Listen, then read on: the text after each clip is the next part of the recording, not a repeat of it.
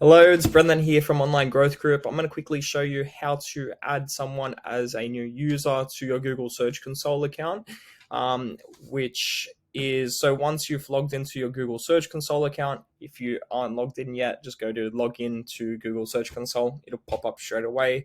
Just want to make sure you log in, make sure you're in the correct account. So I can see I'm logged into the correct account here. If you have multiple websites, just select the drop down here and select your website that you're choosing from the list.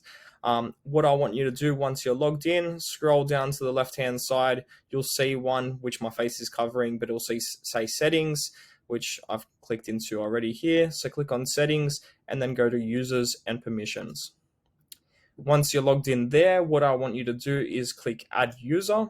And then if it's myself requesting access to your Google Search Console account, you can add in my email, brendan@onlinegrowthgroup.com.au, and choose the permissions. So I'm for myself. If you're adding me, you can just add me as either an owner or full access.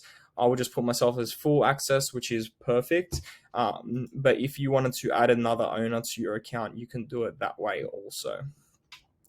Perfect. Oh, apologies. I've just closed that a bit soon.